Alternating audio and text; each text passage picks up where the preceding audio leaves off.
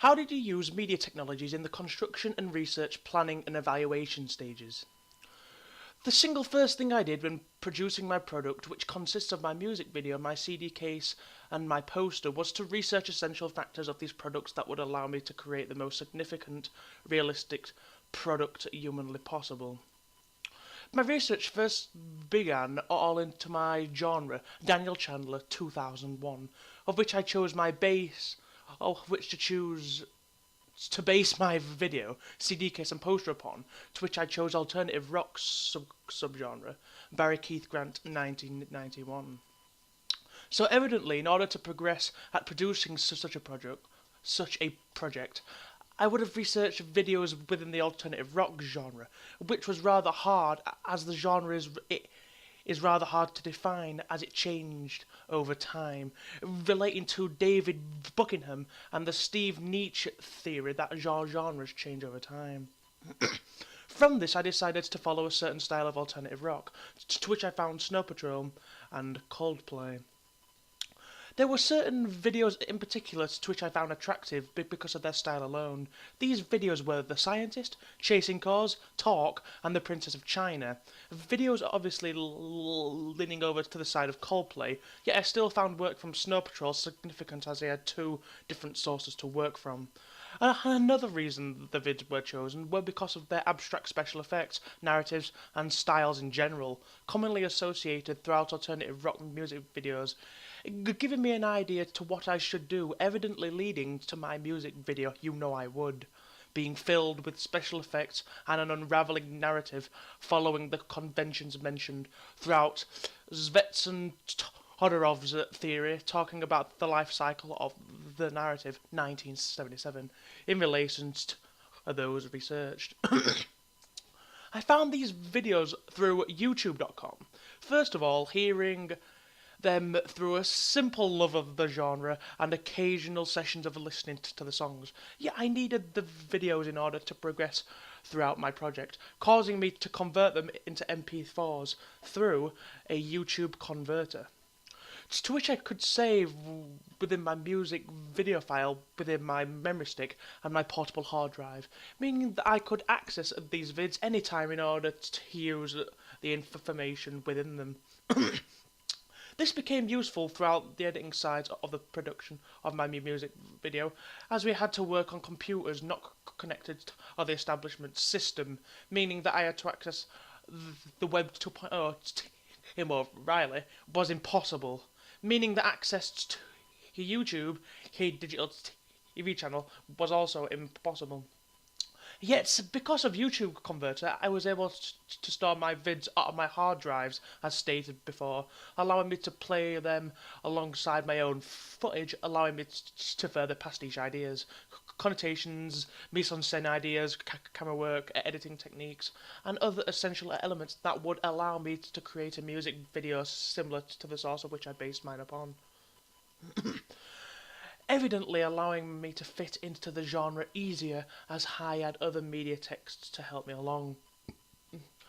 Obviously, when looking into research on genre, I had to look into research on the subgenre elements throughout these genres, such as the artists and what they look like, what kind of character do they portray, what ideologies this character upholds. Tim O'Sullivan, 1998. And what style of videos they are accustomed to, Sven E. Carlson, 1999, with his three categorized styles of artist within a video that fall into a commercial exhibitionist, a televised bard, and electronic shaman. I was able to retrieve these styles predominantly from YouTube once again, as I used this as my primary source of viewing the videos of which these artists had created. From this I learnt the more arty abstract videos from these artists were either performed through the style of televised bard or the electronic shaman, using special effects and strange mise-en-scènes to create deep, sometimes obscure preferred readings. Stuart Hall, 1980. To which I inevitably integrated into my video through its construction, but I was only able to do this through the use of the Web 2.0, a fantastic and possibly the most significant display of technological convergence on the planet. Peter J. Fury to 2004. An example is through the use of the digital video sharing hub YouTube, a site created predominantly for the use of UGC, user-generated content, in either the format of MP4, of MP3 or an MP4. So I used the Web 2.0 to an astronomical degree throughout the research processes of my project. Also, throughout the Web 2.0, I researched artists relevant to my genre before selecting an adequate model, simply because I had to find out what composed these individuals. Then I would refine my model based on these elements. To do this, I turned to Coldplay and Snow Patrol, as these were the bands that I based all my other factors upon. So I thought that I could be consistent with their style and further pastiche other elements of their models and artists. So in turn, I simply looked at the main singers and their star personas, they portrayed the most popular ideal selves and ideal partners called Rogers within these groups. So I had to decide that I would mainly focus on a single individual throughout my video. So using these main personas was a relevant move in my opinion. I further used the Web 2.0 in order to look at Google images of the mise-en-scène of these individuals.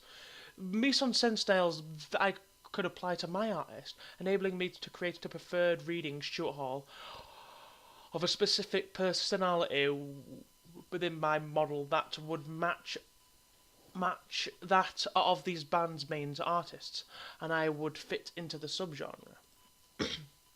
Other sites, such as wikis, were also explored. I researched the artist Chris Martin of Coldplay and Gary Lightbody of Snow Patrol in order to achieve what I have stated before, to simply pastiche their mise-en-scène to create a specific type of personality for my model. After evaluating these individuals, I was able to come to the conclusion that the main items of clothing worn by these individuals differed, but not by very much. Most common items of clothing were sleeved shirts and and shirts with jackets. Sleeve jackets.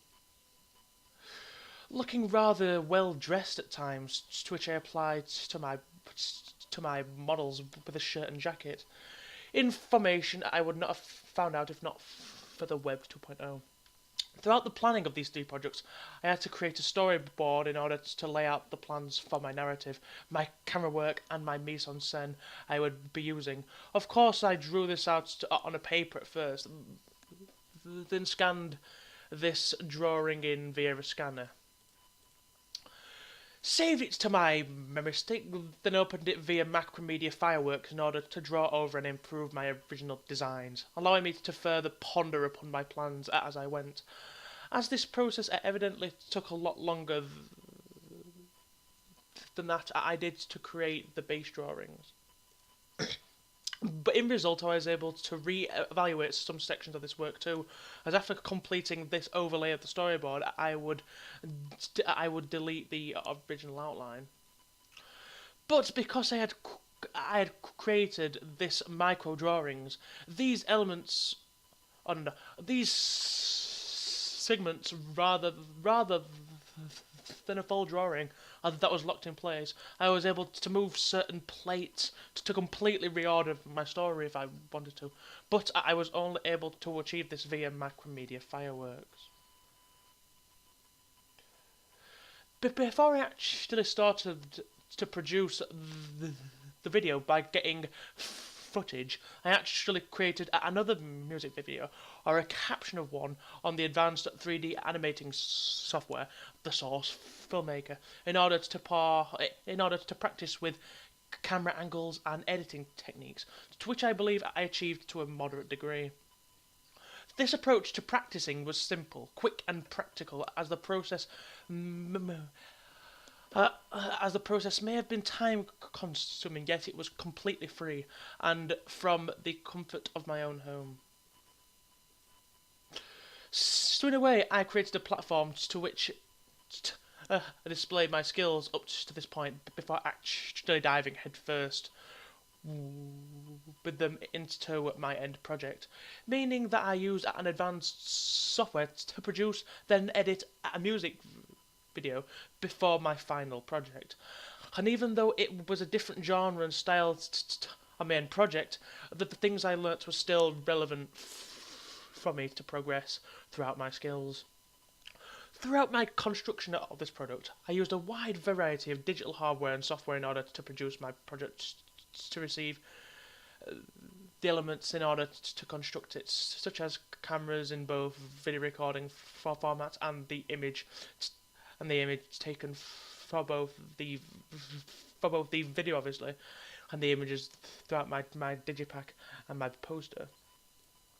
Throughout the construction of the main project, the amount of significance that Premiere digital editing software had on editing my video was immense.